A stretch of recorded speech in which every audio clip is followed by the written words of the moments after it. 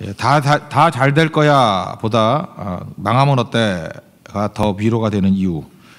다 잘 될 거야 이렇게 말하는 것보다 망하면 어때라고 말하는 것이 더 위로가 되는 이유라는 제목으로 말씀 증거하도록 하겠습니다. 우리가 이렇게 일상생활 하다 보면은 이렇게 위로해 주지 않습니까? 다 잘 될 거야. 근데 그거 별로 위로가 안 되죠. 왜 그렇습니까? 피상적인 위로기 때문에 그렇습니다. 근데 망하면 어때?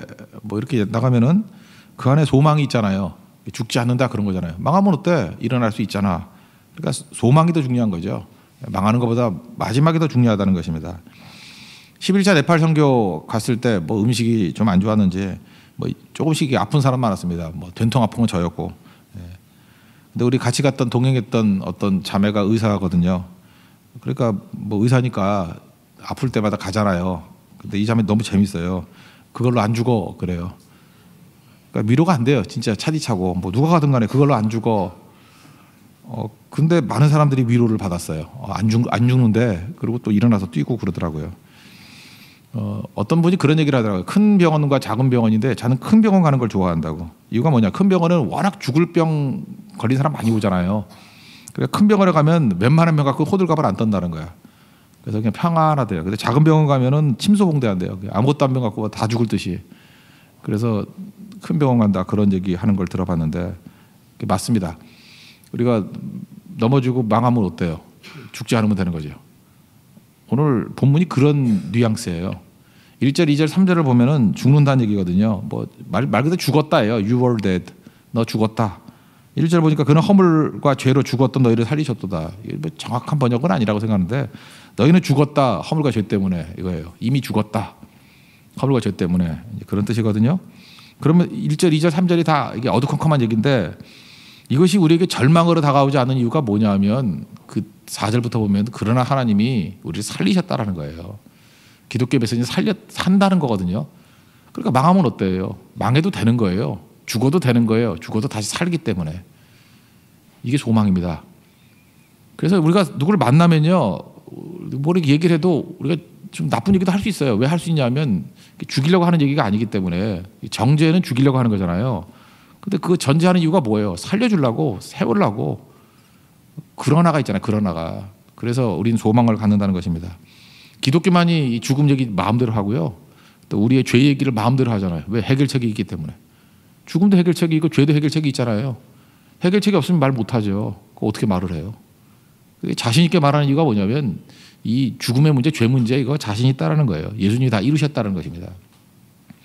그래서 우리가 1, 2, 3절을 먼저 좀 분석을 좀 해볼 필요가 있는 것 같은데요.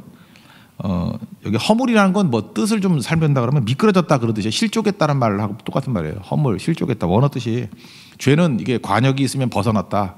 뭐 그런 거죠. 허물과 죄 뭐 다 똑같은 얘기인데 여기서 제일 포테라는 단어가 있는데 이게 헬라어로 이게 그때란 뜻이에요. 그때 그리고 지금은 이걸 1, 2, 3절에 1절에도 그때 1절에는 이제 생략돼 있어요. 그때 그는 허물과 죄로 이게 그때가 빠져 있고 여긴 2절은 그때가 있죠. 3절에 전에는 이것도 그때 똑같은 단어예요.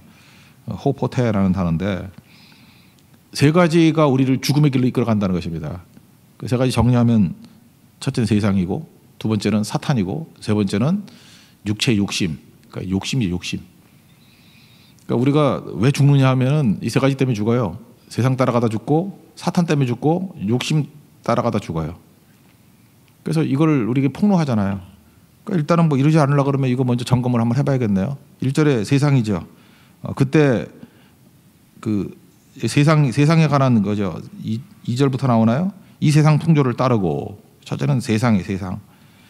유행을 따르고 세상의 가치관을 따르면 죽는다는 것입니다. 우리 다 그러고 살잖아요. 세상 살아가는 대로 따라가잖아요. 그 아프리카에 가면 뭐 스프링복스라는 이렇게 팡팡 스프링같이 막 뛰는 그 사슴 같은 거 있죠. 그놈들의 특징은 뭐냐면 앞에 놈이 뛰면은 뒤가 다 따라간다는 거예요. 근데 종종 보면은 낭떠러지 떨어져 가지고 수백 마리가 죽어 있는 거 본대요. 그러면 또 소수 무리가 돼 가지고 또 번식을 하면 또 한동안에 한꺼번에 또 떨어져서 다 죽고 그런대요. 그래서 무리의 어리석음 얘기할 때 스프링복스 꼭 얘기하잖아요. 우리가 그래요. 그 맨날 죽는 건 아니지만 한번 다 미쳐가지고 말도 안 되는 거 따라가다가 다 망해요. 그러다가 또 정신 차려가지고 또 소수가 또 살아남아서 또 부흥이 일어나고. 이게 세상 따라갈 때 이런 일이 벌어지게 된다는 것입니다. 그래서 우리가 항상 조심해야 될 게 뭐냐면 세상 흘러가는 거에 정신 차려야 돼요. 이게 따라가야 될 건가 말아야 될 것인가를 항상 생각하면서 믿는 사람들은 말씀과 항상 비교를 하면서 정신 차려야 돼요. 세상 따라가다가는 망한다는 것입니다. 요한일서 2장에 보면 세상 따라가는 것 중에 세 가지 얘기하고 있죠. 육신의 정욕, 안목의 정욕, 이생의 자랑. 이런 것은 아버지께로부터 온 게 아니라 세상으로부터 온 거라고. 그런데 이 세상도 정욕도 다 사라지지만 하나님의 뜻을 행하는 자는 영원히 거하느니라. 이거 믿어야죠. 이거 사실 뭐 알긴 알지만 잘 못하잖아요. 그러니까 항상 그리스도인들은 주기마다 한 번씩 이렇게 말씀드릴 때마다 정신 차려야 돼요. 세상 따라가면 죽는데, 그죠? 세상 따라가면, 세상 유행 따라가면 죽는데, 세상 가치관 따라가면 죽는데, 그 정신 차려야죠. 나만 죽는 게 아니라 우리 자식들도 그렇게 가다가 걔네도 죽거든요. 그 부모들이 정신 차려야죠. 그러니까 우리가 죽는 길이 세상이다. 그러니까 두 번째는 마귀라 그랬죠. 공중의 권세 잡은 자 이렇게 표현했죠. 공중의 권세 잡은 자를 따랐으니, 이 공중의 권세라는 것은 뭐 여러 가지 해석이 있는데 제가 책들을 보니까 뭐 이렇게 해석되더라고요. 매스컴일 수도 있고, 이 공중이라는 건 허상이라고, 그래서 허상 같은 권세 뭐 이런 걸 표현하는 것도 있다 그러고, 마귀의 특징을 얘기하는 거죠. 근데 매스컴이라고 표현해도 재밌는 것 같아요, 참. 그죠? 그래서 방송 중 그럴 때 온 에어 그러잖아요. 그 공중파죠, 공중파 말 그대로. 그러니까 어느 시대나 항상 마귀가 이렇게 세상의 흐름 같은 거를 조절해서 헛소문 퍼뜨리고 세상의 가치를 퍼뜨려 가지고 이게 망하게 만들 때가 꼭 있다는 것입니다. 그래서 그 배후에는 마귀가 있는 거예요. 마귀는 공중의 권세 잡은 자다. 사실 그게 뭐 허상인데 사라지는 거지, 이렇게 고정되는 건 아닌데 그런 걸 가지고 맨날 우리를 선동하고 넘어뜨리고 그런다는 것입니다. 그러니까 배후에 사탄이 있다는 거 꼭 잊지 말라고요. 우리가 이거 하는 것들 보면 이제 몰상식한 일들 많이 하잖아요. 왜 저런 일에 많은 사람들이 따라가지? 거기 영적인 파워가 있는 거예요. 저는 딴 거보다도 그 요즘에 뭐 이단들 이런 거 한 십몇 년 전에 좀 자세히 보고 했는데, 제가 이단들 이론들 이렇게 봤어요. 보니까 너무 허접해. 어떻게 뭐 이런 걸 믿나? 그리고 내가 더 놀랐던 건 뭐냐면은 뭐 어떤 이단인지 얘기 안 할게요. 그 이단도 또 자존심이 있으니까. 정말 쪼다같이 말을 해요. 어떻게 말로 저렇게 말 더듬고 뭐 매력이 없어, 한마디로 말해서. 나는 이단 그러면 이렇게 멋있을 줄 알았어요. 뭐 영화배우 수준이 있고 말도 유창하게 하고 뭐 논리도 딱딱받고 하는데 정말 아니거든요. 저렇게 그 멍청 반 병신 같은 애를 왜 따라갈까 하나 생각을 했어요. 근데 제가 그런 얘기를 했더니 그 어른 되신 어떤 목사님이 그러더라고요. 그러니까 그게 영적 싸움이지 그러더라고요. 그 마귀가 역사하면요, 상식적으로 볼 때 말도 안 되는 것 같은데 따라가요. 어리석어지는 거예요, 사람이. 여러분 그 사기꾼 그러면 사기꾼이 괜히 능수능란할지 알죠? 어떤 분 진짜 멍청한 사기에 넘어가는 사람 있어요. 그 보이스피싱 그거 할 때 도와주는 게 변호사잖아요. 내가 보이스피싱 당한 변호사 둘을 알고 있어. 이해가 돼요? 이름 말하고 싶어. 너무 꽤 유명한 변호사예요. 근데 변호사가 보이스피싱 당해가지고 말도 못하고 그 순간적으로 헷갈린 거예요. 그 사람 되게 똑똑한 사람이에요. 그렇게 할 거 아니. 그거 도와주는 사람이었거든. 그 자기가 당하더라고. 그거 왜 그러냐면요, 그 배후에 마귀가 역사하게 되면요, 그 안에 힘이 있어요. 영적 파워가 있다고. 그래서 그냥 꼼짝 못하고 가버리는 거예요. 그러니까 여러분들 그냥 겉으로만 드러나는 걸 바라보면 안 되고, 이 배후에 마귀가 있다. 세상이 있고 공중의 권세 잡으면 마귀가 있다. 그래서 죽는 거예요. 그러니까 정신 차려야죠. 그 다음에 또 하나는 욕심인데, 육체의 욕심. 그 3절에 나오죠. 육체의 욕심을 따라 지내며 육체와 마음에 원하는 것을 하여 본질상 진노의 자녀였다고. 우리는 비탈길에 서 있는 존재예요. 내 마음대로 살면은 지옥 가요. 비탈길에 서 있다니까요. 하나님의 힘이 작동해야지 이게 끌어올라가는 거지. 그래서 그래요. 나는 그냥 마음대로 살고 싶어요. 그러면 그냥 반드시 그건 망하는 인생이에요. 인간이 원죄가 있거든요. 마음대로 살면 가는 거예요. 그래서 너무 피곤해가지고 그냥 편하게 살고 싶어요. 그 편한 게 아니에요. 그게 망하는 거예요. 그래서 깨어 있으라 그러잖아요. 그래서 여러분들이 하고 싶은 대로 다 하면은 뭐 마지막에 뭐 옛날에 많이 쓰는 표현이죠. 방종으로 가죠. 그래서 마음대로 살면 안 돼요. 누가 마음대로 살래? 말씀대로 살아야지. 우리는 비탈길에 서 있는 존재예요. 비탈길에. 이거 아주 고바위예요. 고바위. 이거 정신 차리지 않으면 그냥 막 굴러떨어진다고. 그래서 결국 우리를 넘어뜨리는 거, 세상, 마귀, 육체의 욕심. 그러니까 이거 지혜를 안다 그러면 이제 준비해야겠죠. 어떻게 돼요? 세상에 막 갈라 그럴 때마다 항상 물어야 돼. 이게 맞습니까, 주님? 그래서 정신 차려야 되고. 그리고 무슨 일을 하든 간에 배후에 마귀가 있는 거예요. 마귀가. 갑자기 친절하던 저분이 왜 저렇게 말이 험해졌나? 그러면 그분이 인격이 나빠서도 있지만 그 배후에 마귀가 있는 거예요. 예수님 그거 다 찾아냈잖아요. 베드로가 주는 그리스도시여 살아계신 하나님의 아들입니다. 그럴 때 막 예수님 기뻐서 칭찬해 줬는데 싹 돌이키는 그 순간에 십자가 지지 마소서 그랬대. 사탄아 너희들 물러가라 그러잖아요. 그 마귀가 그렇게 역사하는 거예요. 마귀가. 그러니까 그 배후에 알아야죠. 교회가 이렇게 부흥하고 선교 잘 되고 하려고 그럴 때 꼭 이렇게 마음에 이게 걸리는 사람들의 행동이 보여. 그러면은 그 사람의 행동이 옛날에 안 그랬던 게 아니고 제3자가 보면 항상 그랬어요. 근데 왜 그날만 그게 예민해 보일까요? 마귀가 나를 예민하게 만든 거야. 그래서 더 큰 일 못하게 하려고. 그래서 감정대로 말 함부로 하고 자기 감정 다 토하고 그러는 사람이 하나님께 쓰임받지 못하는 이유가 거기에 있는 거예요. 마귀 시험에 맨날 그러니까 배후에 마귀가 있다는 걸 알면은 이때 참아야지. 근데 떠나가려고 그러다가 돌아서 가지고 이 말만 하고 떠나가. 그 말 하면 안 돼. 그냥 가요. 그냥 가. 근데 맨날 이 말만, 마지막으로 이 말만. 그래서 싸움이 끝나지가 않는 거라고요. 저 그때마다 느끼는 게 그거예요. 저거 마귀한테 넘어가는 건데. 근데 성숙해지면 알죠. 이 배후에 마귀가 있다는 거를. 그리고 누구나 다 욕심이죠. 욕심 없는 사람이 누가 있어요. 욕심대로 살면 망해요. 그래서 내 욕심대로 안 되는 걸로 가야지 된다라는 걸 깨닫게 된다는 것입니다. 이게 지금 성숙의 척도예요. 근데 이거에 대해서 자유로운 사람이 누가 있어요? 세상에 대해서 자유로운 사람이 누가 있으며 마귀로부터 자유로운 사람이 누가 있겠어요? 육체 욕심이 없는 사람이 누가 있겠어요? 우리 욕심으로 다 살잖아요. 그죠? 아무리 절제하고 견제한다 할지라도 여기서 안 넘어진 사람이 누가 있어요? 그래서 조심은 하지만 이걸 싸우긴 싸우지만 결국은 무너져요. 다들. 싸워야죠. 근데 무너진다고요. 그러면 소망이 없느냐? 아니라는 거예요. 소망이 우리가 이걸 억지로 버텨가지고 이기는데 소망을 두는 게 아니고 소망은 하나님께 있다는 거예요. 그래서 4절 여기 그러나가 빠졌어요. 그러나 긍휼이 풍성하신 하나님이 우리를 사랑하신 그 큰 사랑을 인하여 허물로 죽은 우리를 그리스도와 함께 살리셨고 너희는 은혜로 구원을 받은 것이라. 소망은 하나님께 둬야 된다는 것입니다. 우리 되게 절망 잘하잖아요. 절망이 은사인 사람들 많은데 뭐 다 망했다 끝났다 이러는데 그 용어 때문에 그런 것 같아. 요즘에 그 목사들도 제정신들이 아닌 것 같아. 다들 헬렐레 해가지고 그냥 할 말 못할 말 다 떠들고 다니고 막 정치에 휩쓸리고 막 이러는데 기독교 이렇게 지도자라 그러니까 기독교가 세상을 뭐 이끌고 가는 거라고 자꾸 착각을 하는 것 같아요. 여러분 창세기부터 하면 요한계시록을 봐요. 뭐 기독교가 뭘 세상을 이끌고 갔어요? 이끌고 갔으면 좋겠다는 자기 생각이지.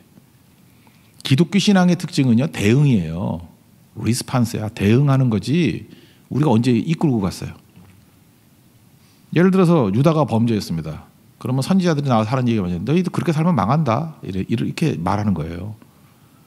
그 선지자니까 보지요. 저렇게 망하는 게 보이죠. 근데 거기서 더 오버하지 않아요. 계속 말만 해.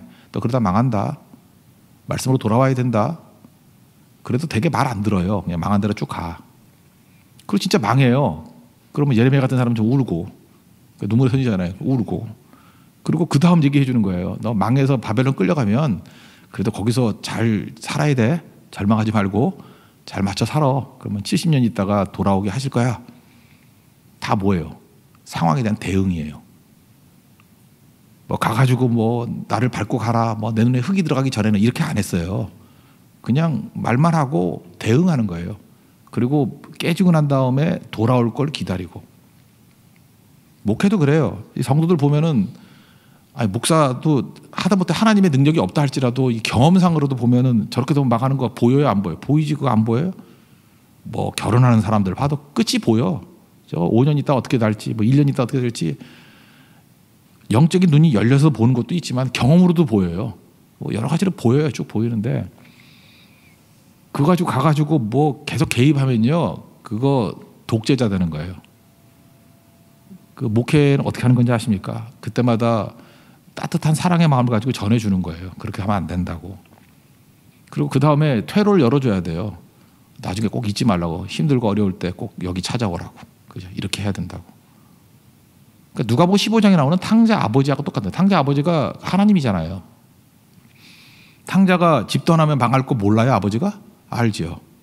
근데 그때도 대응하잖아요. 그 재산 달라 그러니까 주고 가라 그러고, 망할 거 하니까 기다리고 있잖아요. 기다리고. 대응이죠. 또 오니까 환영해주고, 민망할까 봐 잔치 열어주고, 또 형이 또 뭐 이상하게 하니까 또 막아주고 세워주고. 이게 선도한 게 뭐가 있어요? 다 대응이지. 제가 옛날에 우생마사라는 말을 만들었다 그랬죠. 우생마사. 뭐 홍수가 막 나고 하면은 소는 사는데 말은 죽는다고. 말은 지 힘으로 막 주도하려고 그러다가 지쳐서 죽는데, 소는 그냥 물 따라 두홍실 떠달려 가다가 지붕 위에 있으면 그냥 물 빠질 때까지 기다리고, 그래서 지붕 위에서 엄매 우는 게 다 소들이잖아요. 소는 대응하고 말은 주도해요. 주도하는 자들은 다 죽고 대응하는 자는 다 살아요.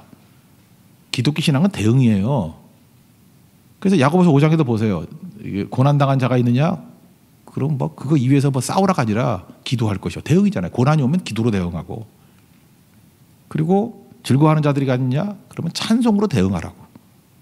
대응, 리스판스 하는 게 뭐예요? 그게 책임감이에요. 리스판시빌리티. 대응 잘하는 게 책임감이에요. 그러니까 네가 어떤 상황에 놓인다 할지라도 나는 대응할 거야. 부모님이 책임감이 있잖아요. 애가 착하면 착한 대로 대응해주고, 공부를 잘하면 공부를 잘하는 대로 대응해주고, 망나니가 되면 망나니가 된 대로 대응해주고. 버리나요? 아니죠. 대응해주죠. 그때 맞게. 그게 사랑이죠. 대응하는 게 사랑이고 대응하는 게 책임이죠. 신앙은 대응이에요. 그러니까 말씀을 자꾸 증거하는 이유가 뭐냐면, 말씀으로 돌아오면 참 고맙죠. 고맙고 기쁘죠. 아, 말씀 듣고 돌아오니까. 근데 말씀 듣고 잘 안 돌아와요, 사람들이. 그럼 그 다음에 고난 때문에 돌아오는 사람이 있어요. 근데 고난 때문에 잘 안 돌아요. 이를 갈지 대부분. 고난 때문에 돌아오는 거는 굉장히 양질의 그리스도인들입니다. 되게 망해서 와요. 망해서 와요. 맨날 그래요. 뭐, 돈 있을 때 목사님 밥 좀 사드릴 걸. 지금이나 당장 라면이랑 같이 먹자 그러면 또 도망가. 그죠? 맨날 뭐 할 걸. 그 알거든요. 그 대표적인 예가 그런 거라고요. 다 있을 때는 몰라요. 다 거지 돼가지고 깨닫는 것이. 그러니까 대응해 주는 거예요. 그때 따뜻하게 해주는 거예요. 오히려 고기를 사주고, 그죠? 위로해주고, 힘내라 그러고. 그때 돌아온 게 어딘데? 결국 기독교 신앙은 대응이라고요. 그 대응이 가능한 이유가 뭐죠? 하나님이 하시기 때문에 그래요. 하나님이 하시기 때문에. 하나님께 소망이 있기 때문에 그래요. 우리를 이렇게 세울 수 있고 살릴 수 있고 우리에게 부활의 능력을 줄 수 있는 게 하나님이 있기 때문에. 아버지는 능력이 있잖아요. 그러니까 대응할 수 있는 거예요. 우리가 대응 못하는 이유가 뭐냐면, 우리가 조바심을 갖는 이유가 뭐냐면, 내 힘으로 하려고 그러니까. 내 힘으로는 지금 빨리 해야지. 지금 있는 힘 갖고도 요때 벗어나지 않으면 안 되는 거거든. 그러니까 조바심 갖는 거죠. 조바심 가질 때 특징이 뭔지 알아요? 마귀가 아까 얘기했잖아요. 세상, 마귀, 욕심. 그러니까 요번만 주일 성수 안 하면은 잘 될 것 같지. 이번만 성교 안 가고 이거 열심히 하면 잘 될 것 같고, 이번만 이 11조 땡겨 먹고 뭐 딴 거 투자하면 잘 될 것 같고, 맨날 이런 게 들어온다고. 조바심이거든요. 자기가 주도하려고. 내 힘이 모자르니까 내 힘 빼는 거를 못 견디는 거예요. 내 힘으로 해야 되니까.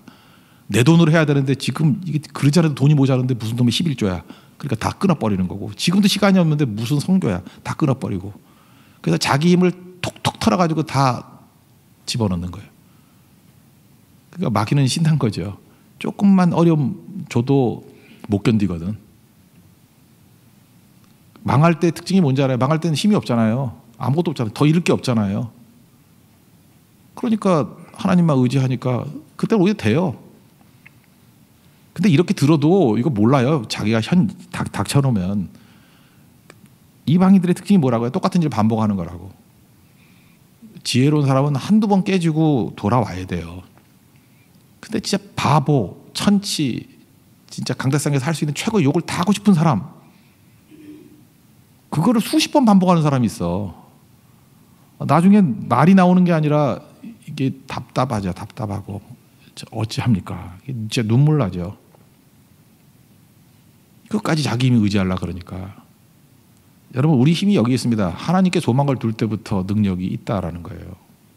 그래서 그 다음부터는 어떻게 하느냐면, 아까도 얘기했잖아요. 세상과 마귀와 욕심이 있다 그러는데 그거 아니고 그냥 말씀대로 그냥 결대로 살아가는 거예요. 결대로 살아가면서 내가 움직여서 내 욕심대로 뛰면 죄를 만들어내는 인생이에요. 뭐 열심히 뛴다 그러는데 자기는 뭐 뒷단에 뭐 한대. 근데 보면 죄 만들고 있어. 근데 하나님 말씀대로 힘 빼고 그냥 뛰다 보면 10절 표현과 같이 선한 일을 행하면서 살아요. 진짜 산다고. 이 단어를 하나 좀 설명해야 될 것 같은데, 행하며 그런 얘기가 나오죠. 그 페리파테오란 단어인데, 여러분 뭐 헬라어 설명해 알긴 하나. 2절 보세요. 보면은 그때 너희는 그 가운데서 행하여 그러죠. 이 행하여. 그래서 이 행하는 게 뭐냐? 다 죄 만들어낸다 그 뜻이에요. 2절에서는 죄 만들어낸다. 10절을 보세요. 10절을 보면 우리는 그가 만드신 바라, 이게 포이에마라는 거고, 그리스도 예수 안에서 선한 일을 위하여 지으심을 받은 자니 이 일은 하나님이 전에 예비하사 우리를 그 가운데서 행하게 하려 하심이라. 이 행하다. 이게 페리파테오란, 둘 다 행하여. 그러니까 2절과 10절이 지금 대비되어 있는 거예요.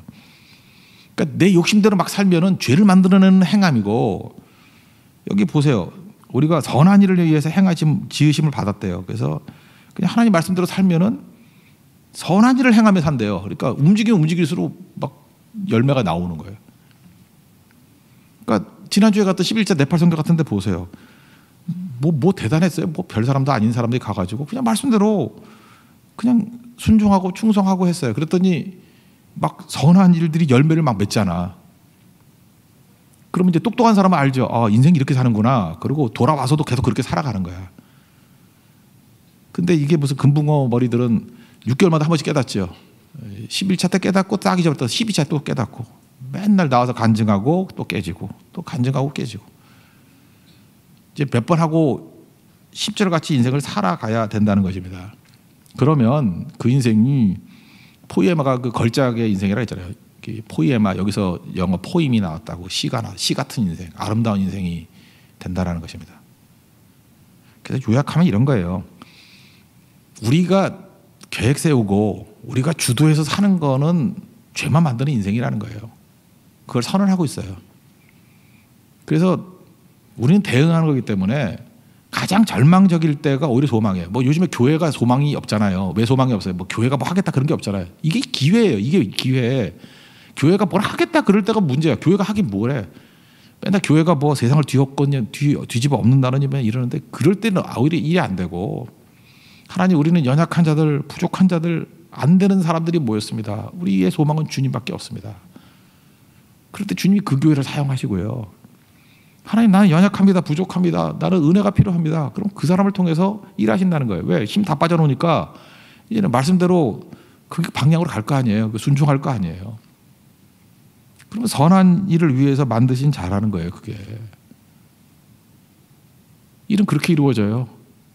그래서 펄펄 뛰고 길길이 뛸 때는 아무것도 안 되고요. 아무것도 안 된다 그럴 때 오히려 역사가 벌어진다고요.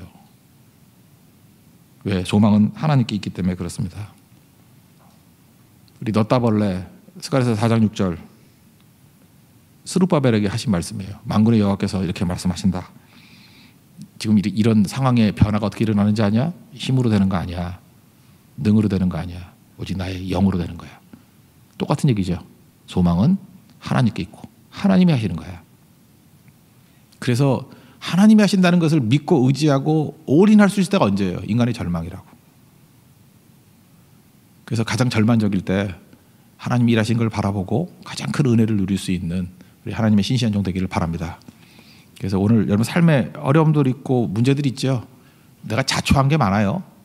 세상 풍조 따라가다가 마귀에게 속다가 육체 욕심대로 따라가다가, 그러니까 죽었잖아요. 그럼 이제 더 이상 그런 일을 하지 말아야 돼요. 이제 끊고 그래도 또 넘어지지만 끌어야 돼요. 그렇지만 그 자리에서 우린 주만 바라보는 거예요. 주님만 바라보고 일어설 수 있는 우리 하나님의 신실한 종 되기를 축원합니다. 예, 자리에서 일어나겠습니다.